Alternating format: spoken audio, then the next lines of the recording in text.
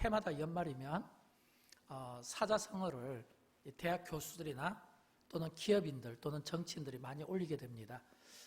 그래서 연말이면 항상 사자성어를 제가 좀 살펴보는데 특별히 기업인들이 쓴 사자성어가 마음에 와닿습니다. 중력이산, 많은 사람이 힘을 합하면 산도 옮길 수 있다, 이 뜻인데 위기의 시대에 사람들의 마음을 하나로 하여 한 마음으로 마음을 묶으면 기회로 만들 수 있다는 그런 어떤 새 출발을 의미하는 뜻으로 이해를 했습니다.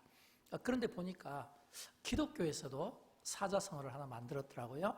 비도진세, 도약할 준비를 하고 세상으로 힘차게 나가다, 도약할 준비를 하고 기독교에서 만들어서 제가 좀 관심 있게 보았습니다.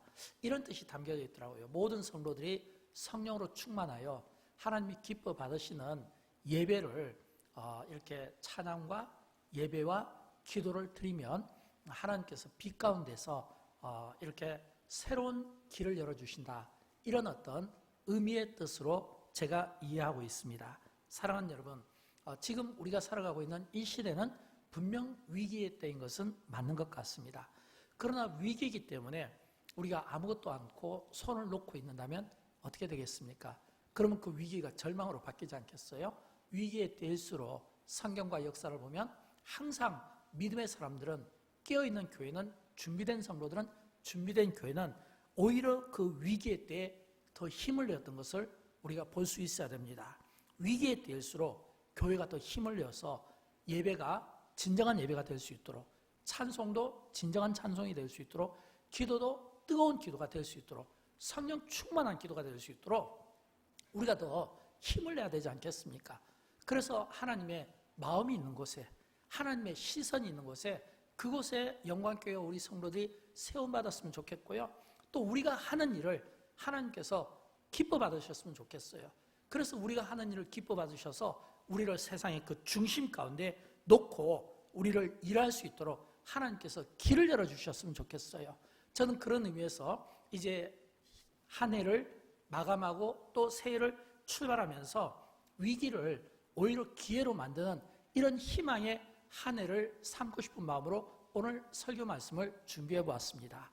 오늘 이 설교 말씀의 본문의 배경인 이 베드로전서가 언제 기록되었냐면 AD 64년경에 기록되었습니다. AD 64년경에 이 베드로전서가 기록될 때 같은 해에 사건이 있었습니다. 그 사건은 우리가 잘 아는 로마의 황제 네로가 정신질환으로 AD 64년 한여름밤에 로마에 불을 지른 겁니다. 로마에 불을 질렀어요. 로마에 불을 질러놓고 그 로마 그 도시가 타는 모습을 놓고 네로 황제는 정신질환이니까 굉장히 막 희열을 느끼면서 출고했어요. 근데 로마 군중들이 분노를 한 겁니다. 누가 불을 질렀냐 이거예요. 갑자기 네로 황제가 자기에게 돌아올 어떤 책임을 피하기 위해서 희생양이 필요했는데 기독교인들이었어요. 그래서 기독교인들을 희생양으로 사용한 겁니다. 그래서 모든 이 사람들의 시선이, 그 따가운 눈빛이 그리스도인들을 향하게 되면서 비난받게 되고 조소받게 되고, 그러면서 막 그때부터 이제 그리스도인들이 고난을 막 받게 된 거예요. 근데 여러분, 이렇게 누군가가 고난받는다, 그것도 막 한 명을 놓고 막 여러 사람이 공격한다 그러면 또 사람들은요, 희한하게 악한 마음이 있어서 동정하는 마음보다는 즐기는 마음이 있습니다. 그래서 이 네로 황제가 더 즐긴 거예요. 이 막 성난 이 군중들을 보면서 그가 무슨 생각을 했냐면, 이 그리스도인들을 전부 잡아다가 로마의 경기장에 넣어서 짐승이 막 밥이 되게 하고요.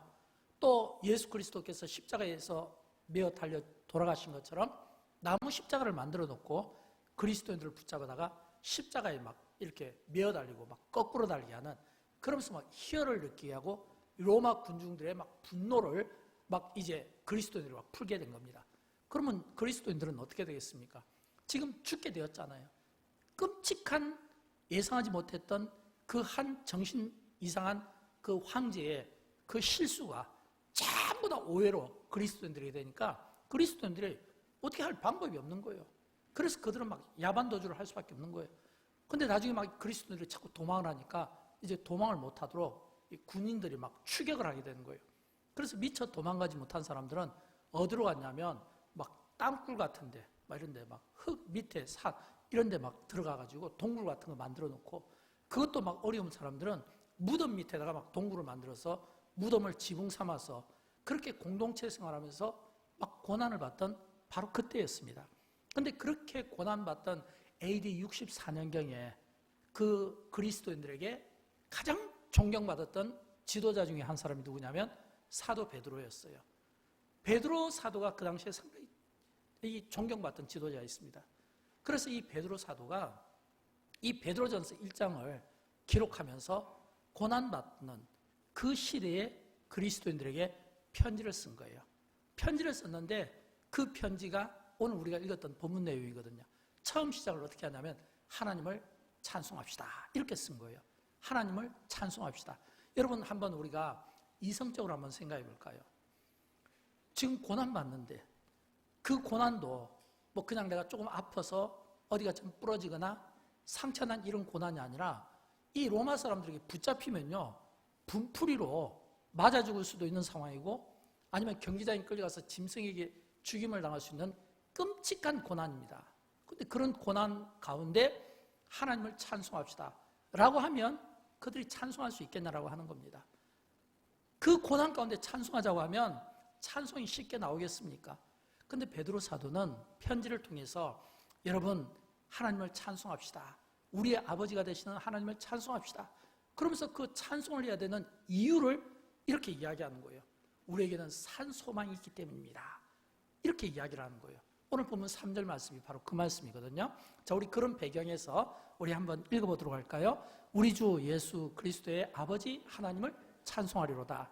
그의 많으신 긍휼대로 예수 그리스도를 죽은 자 가운데서 부활하게 하심으로 말미암아 우리를 거듭나게 하사 산 소망이 있게 하시며 아멘. 참 작년부터 참 지구촌 모든 사람들이 코로나 바이러스로 인해서 정말 힘든 시간을 보내고 있습니다. 지금도 여전히 힘듭니다. 지금도 이 고난은 여전히 현재 진행 중입니다. 그럼에도 불구하고 베드로는 지금 그의 메시지를 통해서 우리에게 지금 이야기를 하는 거예요. 무엇을요?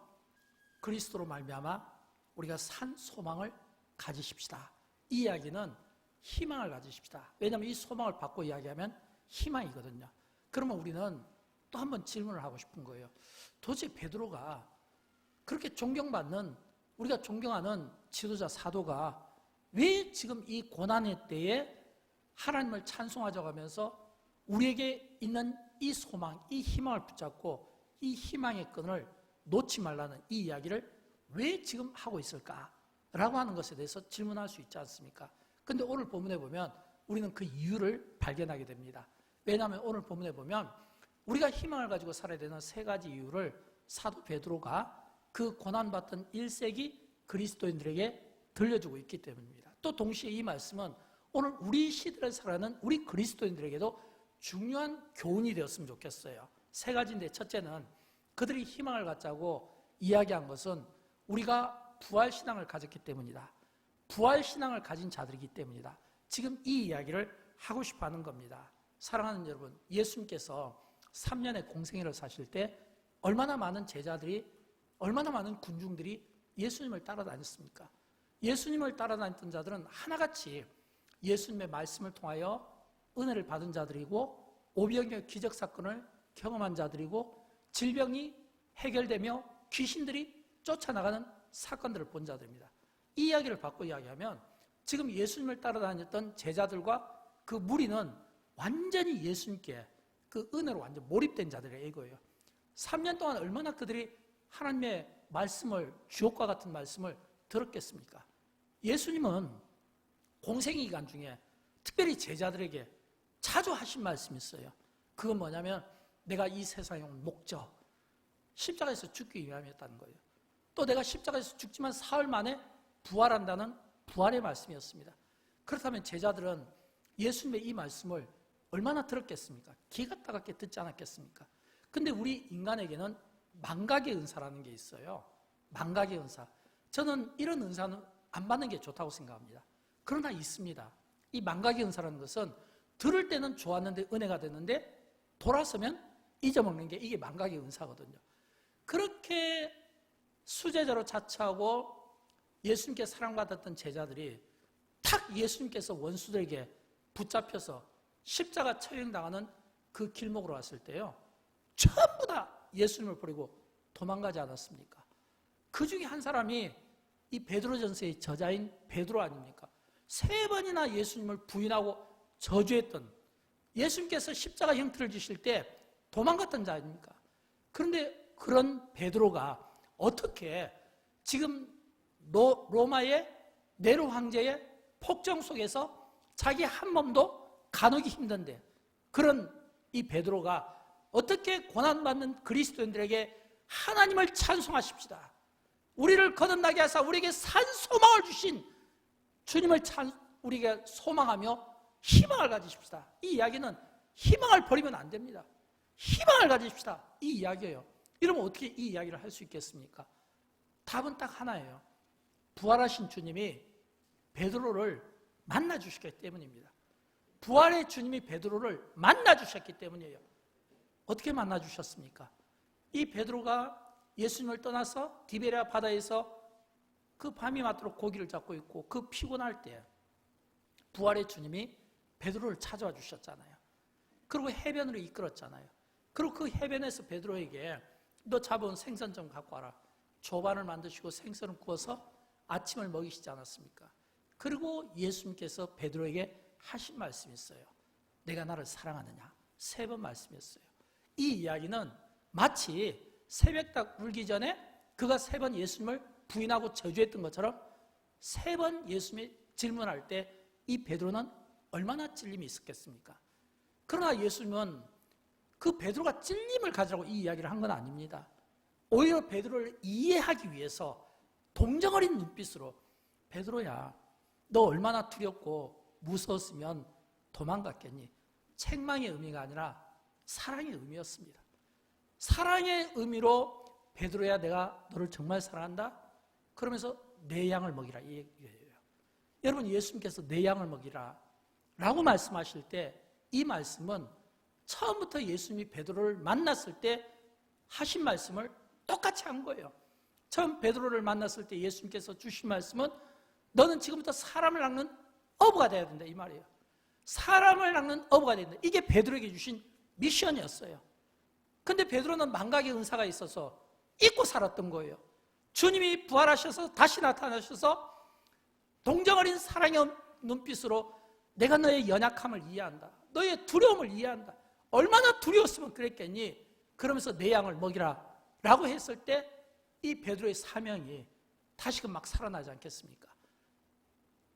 사도행전 1장에 보면 오순절 마가의 성령 사건이 나오잖아요. 그 마가의 다락방에서 일어난 그 성령 사건을 통해서 베드로는 완전히 깨닫게 되었을 겁니다. 무엇을요? 기억나게 된 겁니다. 여러분, 성령이 우리에게 하시는 일 가운데 하나가 뭐냐면 우리가 잊고 있었던 것을 기억나게 하는 힘이 있습니다. 베드로가 3년 동안 예수님을 따라다녔지만 예수님께서 그처럼 십자가의 죽으심과 부활을 설명했지만 이해하지 못할 때는 떠났어요. 도망갔어요. 그런데 그에게 성령이 임하고 그 성령 충만함을 통해서 그 잊고 살았던 것들이 다시금 기억났을 때 베드로는 고난받는 그리스도인들을 향해서 자신의 그 경험을 가지고 무엇을요? 내가 부활의 주님을 만났다는 겁니다. 내가 부활의 주님을 경험했다는 겁니다. 내가 부활의 주님을 체험했다는 겁니다. 이 역사적인 중요한 이 사건을 가지고 지금 이야기를 하는 거예요. 무엇을요? 3절 말씀을 다시 보면 3절에서 찬송하리로다. 예수 그리스도를 죽은 자 가운데서 부활하게 하심으로 말미암아 우리를 거듭나게 하사 산소망이 있게 하시며, 지금 이 이야기예요. 여러분, 여기에서 이 거듭남은 부활 사건을 이야기하는 겁니다. 주님이 부활하셔서 다시 사신 것처럼 오늘 그 소망을 가지고 이 베드로를 다시 태어나게 한 겁니다. 이 말은 뭐냐면 우리가 좀 쉬운 예로 영적 부활 사건이라고 생각하면 돼요. 베드로가 잊고 있다가 성령께서 깨달음을 주시니까 그 깨달음 가운데 다시금 이제 그에게 이 거듭난 이 소망을 가지고 이제는 그가 다시금 이야기를 하고 있는 거예요.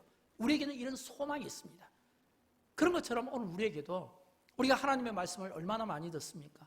주옥과 같은 하나님의 말씀을 듣고 그 말씀대로 우리가 산다면 이 가운데 변하지 않을 사람이 없고 깨닫지 못할 사람이 없지만, 그럼에도 불구하고 우리에게는 앞에서 말씀드렸잖아요, 망각의 은사가 있다니까요.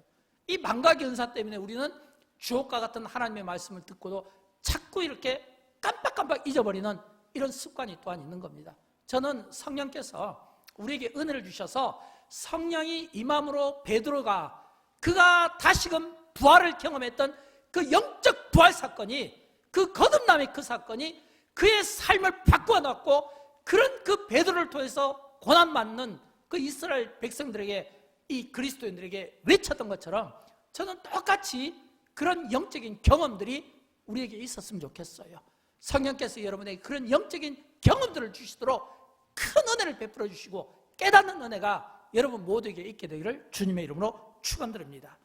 여러분, 만약 이런 영적인 사건이 성령을 통해서 깨닫게 된다면, 내가 잊고 살았던 하나님의 말씀들이 깨달아져서 내 삶을 막 움직이게 된다면, 여러분 얼마나 우리 안에서 역동적인 이런 충만한 이 삶이 회복되고 막 이 사람이 막 이렇게 능력 있게 쓰임받게 되겠습니까?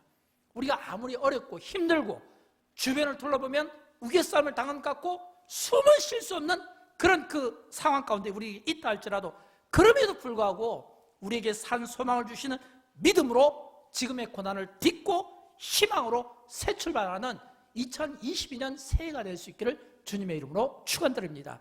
두 번째는요, 우리가 희망을 가지고 살아야 되는 것은 하늘의 영원한 기업을 약속받았기 때문입니다.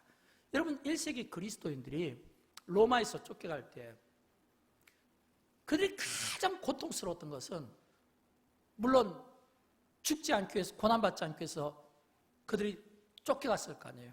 그때 그들에게 가장 여운에 남았던 건 뭘까요? 그것은 분명히 기업이었을 겁니다. 어떤 기업요? 땅, 부동산, 집 이런 거 있잖아요. 우리도 마찬가지잖아요. 우리가 가장 소중하게 여기는 재산하면 땅, 집 이런 거잖아요.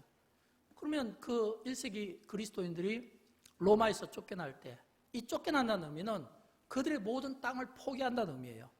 살던 집을 버리고 간다는 의미예요. 그냥 여행 가방 이런 거 한두 개 들고 도망갈 거 아니에요. 얼마나 그 마음에 아쉬움이 있고 또 그 마음에 낙심됨이 있겠습니까? 근데 베드로는 그들에게 이런 희망을 주고 싶어 합니다. 오늘 보면 4절 말씀인데, 4절 말씀에 보면 썩지 않고 더럽지 않고 새하지 아니하는 유업을 있게 하시나니.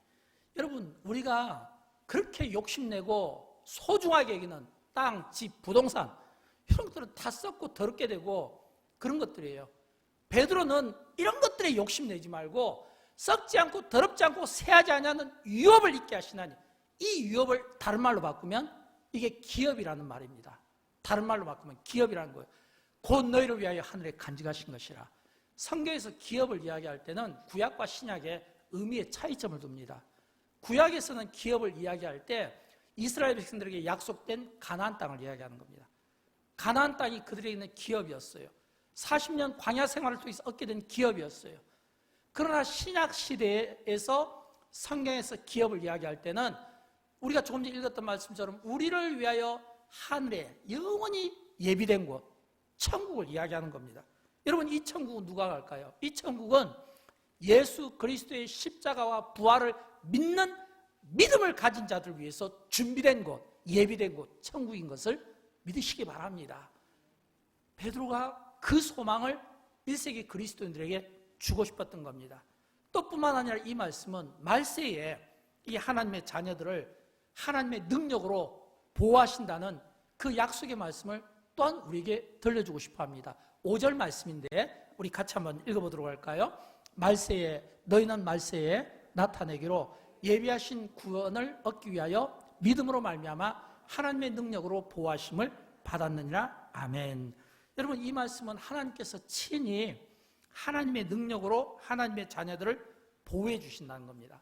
저는 우리가 이 확신 속에 살았으면 좋겠어요. 말세에 고통당하는 일들이 많지 않겠습니까? 어려움 당하는 일들이 많지 않겠습니까?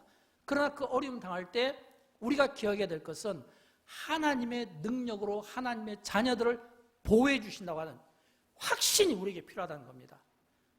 여러분, 우리에게 이런 확신이 있습니까? 내가 하나님의 능력으로 보호받는다고 하는 이 확신이 있을까요? 이 확신을 가장 잘 갖는 사람이 누구냐면 애기들이에요. 애기들은 굉장히 확신이 있어요.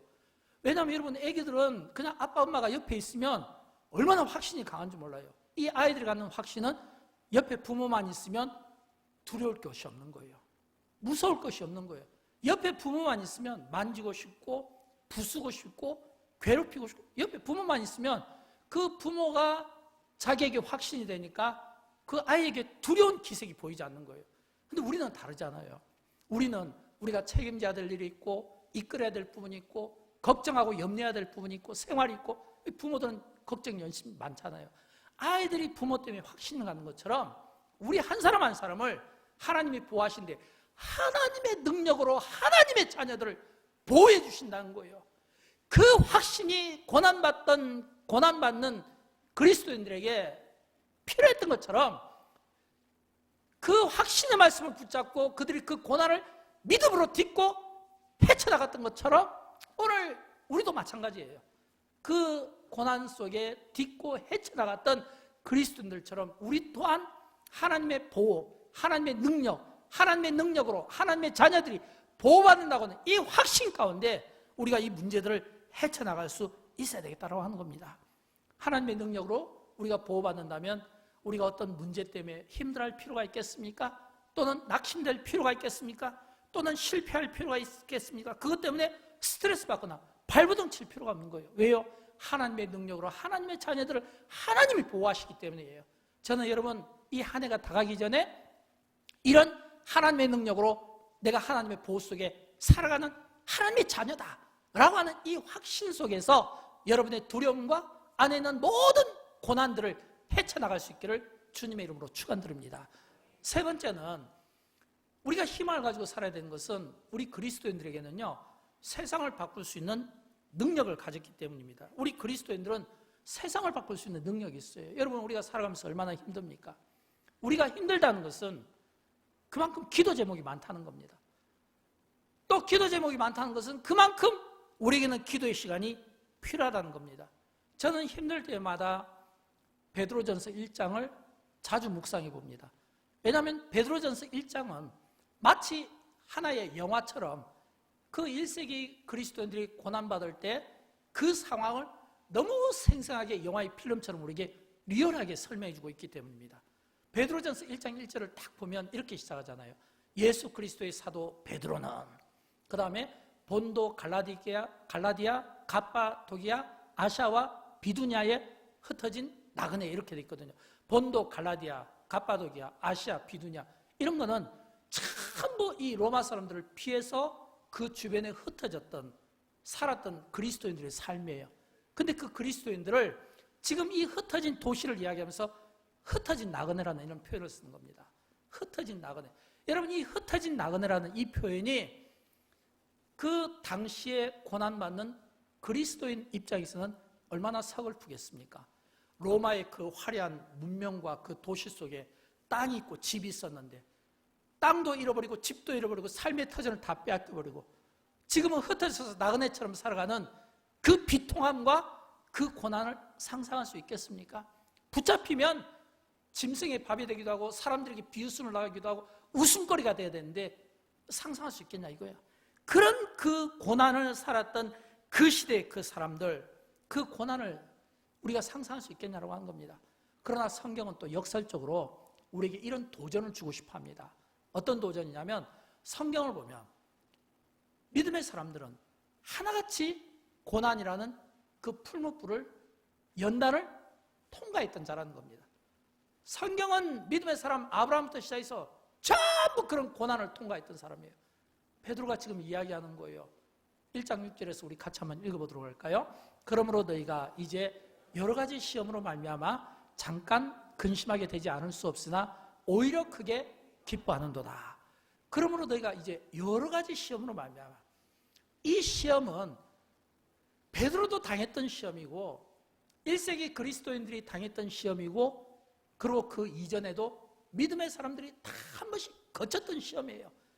그래서 베드로가 너희가 여러 가지 시험으로 말미암아 근심이 있겠지만 오히려 기뻐하라 이 이야기예요. 여러분 어떻게 기뻐할 수가 있겠습니까? 어떻게 기뻐할 수가 있겠어요? 근데 베드로가 힌트를 주잖아요. 잠깐 근심하지 않을 수 없겠으나 잠깐 근심, 이 이야기는 그 근심의 그 시간이 오래 가지 않을 거라는 겁니다.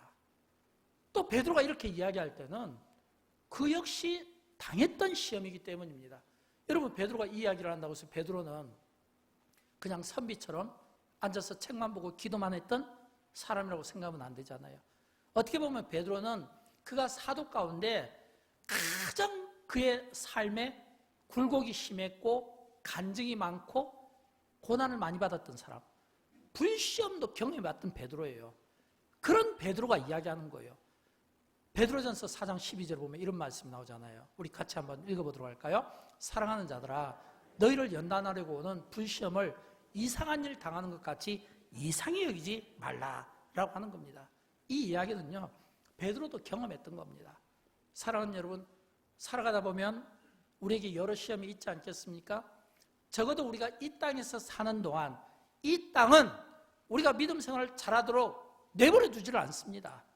계속해서 사단 마귀가 공격하고 우리를 넘어뜨리려고 하고 많은 시험들을 우리에게 준비해서 계속 주는 겁니다. 이 땅에서 사는 동안은 시험이 있을 수밖에 없는 거예요.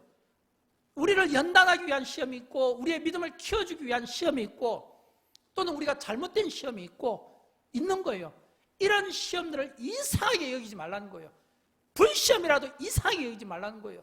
이 말을 바꿔 이야기하면 아무리 힘들더라도 너의 그 고난에 대해서, 너가 당하는 이 시험에 대해서 누가 너에게 이야기하면 거기에 대해서 대답할 수 있는 대답을 가지고 있으라는 겁니다. 여러분, 우리는 많은 경우 고난 당하면 그 고난 때문에 힘들어하잖아요. 그러나 그 고난을 통해서 하나님이 보고 싶어 하시는 모습이 있다는 걸 봐야 되고, 그 고난을 딛고 일어서는 것을 보고 싶어 하시는 하나님의 마음을 볼 수 있어야 되는 거예요. 여러분, 아브라함에게 시험이 있었습니다. 어떻게 이겨냈습니까? 이삭에게 시험이 있었습니다. 어떻게 이겨냈겠습니까? 야곱에게도 있었잖아요. 요셉에게도 있었잖아요. 모세에게도 있었고, 성경 속의 믿음의 사람들은 하나같이 다 고난의 풀무불이라는 게 있었어요. 특별히 우리는 시험하면 욥을 우리가 떠올리게 됩니다. 여러분, 욥을 한번 보십시오. 그는 동방의 의인이었습니다. 경건한 사람이었습니다. 자녀들을 놓고 일일이 번제를 드렸던 사람이었습니다. 하나님이 인정했던 사람이었어요. 사단 앞에서 자랑했던 욥이었어요. 그런 욥이 시험당했을 때 욥 주변에 누가 있었습니까? 그의 아내가 있었어요. 욥을 향해서 너 하나님을 저주하고 죽으라고 이야기했습니다. 그의 세 친구가 있었어요. 처음에는 욥을 동정했지만 나중에는 욥의 고난을 보고 너가 잘못해서 고난을 당하는 것을, 욥을 죄인 취급하며 욥에게 자꾸 공격을 했어요. 그때 욥은 그들에 대해서 대답할 말이 있었어요. 무엇을요? 주신 자도 하나님이신데, 가져가는 분도 하나님이 맞고, 때리시는 분도 하나님이신데, 싸매어 주시는 분도 하나님이 맞고, 이 이야기는 뭐냐면 하나님의 주권신앙을 가지고 지금 자신이 당하는 그 고난에 대해서 사람들이 이유를 묻고 싶어 할 때 그 이유에 대해서 욥은 대답할 답이 있었다라고 하는 겁니다. 여러분, 우리가 어떤 시험이나 어려움을 당하잖아요. 그 어려움 때문에 낙심하고 희망을 잃어버리고 넘어지기 이전에 우리가 하나님 앞에서 대답할, 나의 고난에 대해서 질문하는 사람에 대해서 이상하게 여길 것이 아니라 내가 오히려 기뻐하는 것을 놓고 대답을 할 수 있어야 된다는 거예요. 나의 고난은 내 인생의 끝이 아니라 내 인생의 시작이라고 말할 수 있어야 된다고 하는 것입니다. 저는 그런 의미에서 비록 우리가 고난의 때를 당하고 있지만, 그러나 이 고난 가운데서도 여전히 믿습니다. 무엇을요? 하나님의 능력으로 하나님의 사람들에 대해서 하나님이 보호하시고 하나님이 책임지신다는 것을 믿습니다. 여러분, 이 믿음을 가지고 있다면 이 믿음 가운데 우리의 고난에 대해서 우리가 대답할 수 있어야 되잖아요. 이게 하나님 주권 신앙이에요. 하나님은 우리에게 이런 신앙을 보고 싶어 해요. 이런 믿음을 보고 싶어 해요. 이 말을 바꿔 이야기하면 우리가 아무리 힘들더라도 그 힘든 것 때문에 넘어지기보다는 오히려 그 힘든 문제를 가지고 내가 영적으로 씨름하고자 하는, 이런 기도하고 하나님께 맡기고자 하는 이런 마음이 필요하다는 겁니다. 이제 2021년 한 해는 얼마 남지 않았습니다. 불과 며칠 남지 않았어요. 그러나 여러분, 불과 며칠 남지 않은 이 며칠을 우리가 소중히 여기고 오히려 이 며칠을 위기로 여기기보다는 기회로 여길 수만 있다면 그 며칠을 통해서라도 우리의 인생의 터닝 포인트가 이루어질 수 있는 겁니다. 여러분, 짐이 있습니까? 최선을 다했는데도 버거우신가요? 그러면 이렇게 한번 해보면 어떨까요? 하나님께, 내가 최선을 다했는데도 안 되면 하나님께 맡기면 어떻겠습니까? 시편 55편에 그 말씀이잖아요. 우리 같이 한번 읽어보도록 할까요? 내 짐을 여호와께 맡기라. 그가 너를 붙드시고 의인의 요동함을 영원히 허락하지 아니하시리로다. 내 짐을 여호와께 맡기라. 내가 최선을 다하지만 그럼에도 불구하고 내가 안 되는 나의 인생의 무거운 짐을 내가 짊어지고 힘들어서 주저앉고 내가 낙심하기보다는 오히려 나의 짐을 하나님께 맡기는 이 신앙이 오늘 우리에게 필요합니다. 저는 그런 의미에서 2022년 새해는 하나님을 상대했으면 좋겠어요. 우리가 많은 경우 낙심하고 우리를 시험에 들게 하고 우리가 많은 경우 넘어짐을 경험하는 것은 왜일까요? 사람 때문입니다. 사람 때문이에요. 하나님을 상대했으면 절대 우리가 넘어질 일이 없어요. 사람을 상대하니까 그럽니다. 여러분, 사람을 상대하면 어떤 일이 일어날까요? 싸움과 다툼이 일어납니다. 그러나 하나님을 상대하면 사랑과 화평이 생깁니다. 사람을 상대하면 미움과 원망이 생깁니다. 하나님을 상대하면 감사와 기쁨이 있습니다. 사람을 상대하면 낙심과 절망이 생깁니다. 하나님을 상대하면 용기가 생깁니다. 희망이 생깁니다. 전능하신 하나님께 나의 짐을 맡겨드리고 하나님을 상대하는, 이 말은 하나님과 씨름하는, 이 말은 하나님께 기도하는, 나의 어려운 문제를 하나님께 기도로 풀어내겠다고 하는 이 야곱이 그 절박한 심정을 가지고 자기 몸에 가장 중요한 그 허리에 그 관절뼈가 부러짐을 당하여도 내가 하나님께 내 문제를 해결받고 내가 하나님께 복을 이끌어내겠다고 하는 그런 하나님을 상대하고 하나님께 씨름하고자 하는 이런 거룩한 영적인 노력들이 우리에게 있으면 좋겠어요. 이게 하나님이 우리에게 만들어 놓으신 영적인 법칙인 것을 믿으시기 바랍니다. 사랑하는 여러분, 하나님은 상한 갈대를 꺾지 아니하십니다. 꺼져가는 등불을 끄지 아니하시는 하나님이십니다. 우리의 어떤 문제든지 해결해 주실 수 있는 능력을 가지신 창조의 주님이십니다. 나를 창조하신 분인데, 나를 만드신 분인데, 나를 창조하고 나를 만드셨다면 가장 나에 대해서 잘하시는 분이 하나님이시잖아요. 나를 가장 잘 고치신 분도 또 하나님 아닙니까? 내 육신의 문제 하나님께 내어 맡기고, 내 어떤 물질의 문제 하나님께 내어 맡기고, 내 가정의 문제, 자녀의 문제 하나님께 내어 맡기고, 나를 창조하고 내 인생의 과거와 현재를 하시고 미래를 하시는 하나님께 나를 맡겨드리는 거예요. 내 짐을 맡겨드리는 거예요. 하나님이 친히 일하실 수 있도록, 그러나 우리가 하나님이 일하실 수 있도록 야곱과 같은 그런 영적인 이런 실험을 통해서, 기도를 통해서 어떤 문제를 해결하고자 하는 이런 거룩한 노력들이 우리에게 있을 때 우리는 요동하는 세상 가운데 요동하지 않게 될 것이고, 흔들리는 세상 가운데 흔들리지 아니하는 굳센 그런 믿음으로 우리의 삶이 살아들게 될 줄로 믿습니다.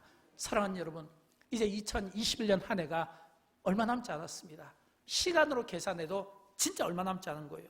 저는 이 남은 한 해가 다 가기 전에 우리의 모든 문제들을 하나님께 내어 맡기고 2022년 새해는 가벼운 걸음으로 새해를 출발하고 힘있게 새해를 희망의 날로 선포하고 그 희망을 향해 걸어갈 수 있는 이런 교회와 성도의 삶을 살았으면 좋겠습니다. 그럴 때 우리는 고난 앞에서 당당하지 않겠습니까? 저는 여러분, 이런 이 환난의 때일수록 하나님이 우리의 믿음을 보고 싶어 할 때 우리의 믿음을 증명했으면 좋겠고, 그래서 그날에 우리 주님 앞에 칭찬과 영광과 존귀의 그런 어떤 상급들이 있었으면 좋겠어요. 오늘 보면 7절 말씀이 바로 그 말씀이잖아요. 우리 같이 한번 읽어보도록 할까요? 예수 그리스도께서 나타나실 때에 칭찬과 영광과 존귀를 얻게 할 것이니라. 예수 그리스도께서 나타나실 때에 칭찬과 영광과 존귀를 얻게 하실 것이니라. 저는 여러분, 우리가 주님 앞에 그리스도께서 나타나실 때 이런 칭찬과 영광과 존귀를 얻는 이런 축복된 인생의 삶을 살았으면 좋겠습니다. 이런 당당함으로 살 때 세상은 이런 당당함을 가진 우리 한 사람을 감당하지 못하는 겁니다. 이런 당당함을 가질 때 우리는 어떤 요동치는 흔들리는 세파 가운데서도 흔들림 당하지 않는 그런 굳건함과 견고함을 갖게 될 것입니다. 우리의 믿음으로 하나님의 능력이 우리를 보호해 주신다는 것을 믿고 당당하게 힘있게 올 한 해를 아름답게 마무리하고 새해를 힘있게 희망으로 출발할 수 있기를 주님의 이름으로 축원드립니다. 우리 다 함께 일어나실까요? 함께 일어나셔서 찬양하게 될 텐데 오늘 찬양은 기도입니다. 저는 마지막 얼마 남지 않은 이 송년을 기도로 마무리했으면 좋겠어요. 또 여러분이 기도하는 것보다 더 하나님께서 채워주셨으면 좋겠어요. 하나님의 능력으로 하나님의 그 보호하심이 여러분 가운데 있었으면 좋겠습니다. 찬양 가운데 임하시는 하나님의 능력이 있기를 우리가 소원하고 함께 찬양하도록 할까요?